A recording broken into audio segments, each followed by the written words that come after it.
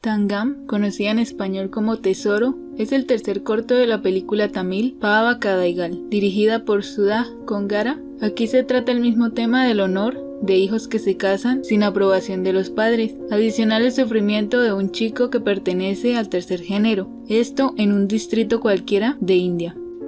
Empezamos viendo en un pequeño distrito de India un joven llamado Satar, quien mastica hojas de betel para teñir de rojo sus labios. Vemos a un señor quien tiene un granero, quien reparte querosene y alimentos a los pobladores a través de una tarjeta. Satar lleva muchas tarjetas y se cuela en la fila, pero le dice algo al señor que reparte y este se enfada y la gente también disgustada porque no hizo la fila, lo tratan mal y lo sacan. Satar se va a otra tiendita. Hay un muchacho que se llama Saravanan y este es su mejor amigo, pues crecieron en la aldea juntos. El padre de Saravanan nada le gusta Satar y regaña a su hijo por tratarlo, pues dice que esa criatura le hace mal a su imagen. Unos hombres molestan a Satar y el único que lo defiende es Saravanan. En una orilla del río, cerca del pueblo, Satar siempre se reúne a hablar con su amigo. Aquí más tarde se encuentran. Saravanan regaña a Satar por comer hojas de betel, pues daña los dientes. Este le dice que le gusta como le pinta los labios y por eso lo come. Saravanan toma la mochila de Satar y ve que tiene mucho dinero, 15,000 rupias. Satar le dice que los ha ahorrado para viajar a Bombay y operarse para cambiar de género. Dice que le faltan 3,000 rupias y se irá y luego volverá y se casará con él. Saravanan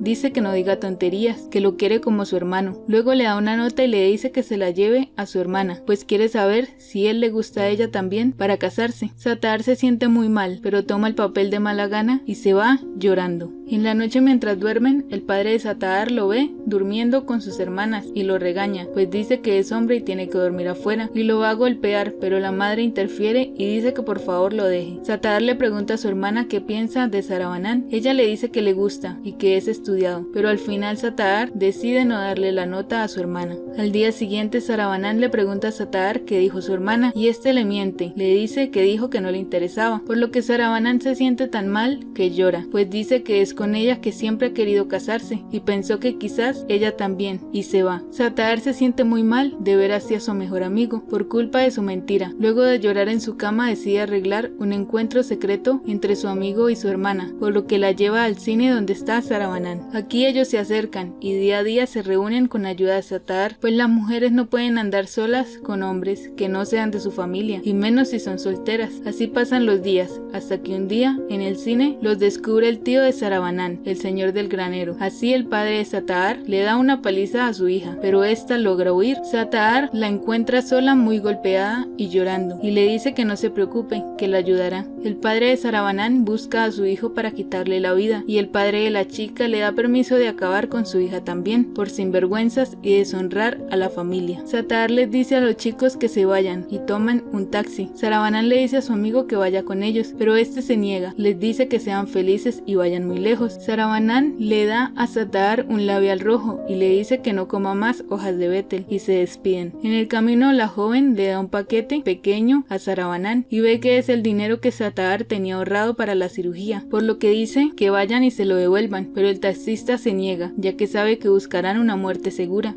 Pasado un año, la pareja ya se ha casado y tienen un pequeño niño recién nacido. Ellos van a su distrito a verse con sus familias, ya que les habían escrito que los perdonaban y que podían volver cuando quisieran. Saravanan le pregunta a su tío por su amigo Satar. El tío le termina confesando lo que sucedió de una manera muy natural y fría. Le dice que luego de que ellos se fueron, ya nadie había para defenderlo, aparte que la gente había quedado con odio por no haber limpiado su honor, ya que ellos escaparon. Todos trataban mal y despreciaban a Satar, y este dormía en las rocas a la orilla del río, ya que su padre no lo perdonó, no solo por no comportarse como hombre, sino también por ayudarlos a escapar. La madre le pidió que se marchara para que no sufriera más, pero este se quedó. Así una noche, unos pervertidos lo persiguieron por todo el pueblo. Aunque él pidió ayuda en cada casa, ni su familia, ni la familia de Saravanan, ni nadie le abrió la puerta, por lo que los pervertidos lo tomaron y al final le quitaron la vida a golpes sin piedad. Saravanan siente repugnancia y mucha tristeza, por esto decide no estar con su familia en el pueblo. Les reprocha por lo que hicieron y se va para nunca más volver, aun cuando sus padres le suplican que se queden y olviden todo. Pero Saravanan solo puede pensar en el sufrimiento de su amigo.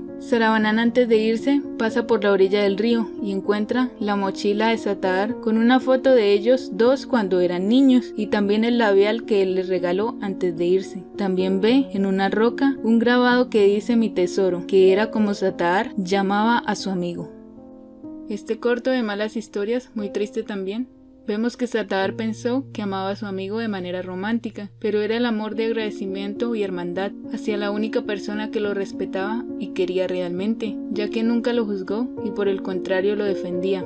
Esto de quitarle la vida a los hijos por honor, lo vimos ya en el corto anterior, en este caso por salir sin permiso de los padres, y cómo era normalizado que por honor quitaran la vida de sus hijos y fuera visto como aceptable, de si la hija salió sin permiso por ahí con un muchacho, se lo merece. Así de cruel era la sociedad. Pero adicional, la parte de cómo una persona del tercer género, como les llaman en India, es tan rechazada por la sociedad, tanto que minimizan sus derechos o les importa nada lo que les pase. Es muy triste y no puedo decir que ya no pase, aunque no al nivel de quitarle la vida, sí al nivel de rechazar, y casi siempre deben salir a buscar suerte en lugares lejanos a sus pueblos natales, más que todo a grandes ciudades donde no son tan rechazados. También ellos en su mayoría viven de pedir dinero en los festivales. A veces se pueden percibir como personas toscas, pero no sabemos qué cargas estén llevando en sus espaldas y debemos ser tolerantes y respetuosos con todos. Y así termina este tercer corto.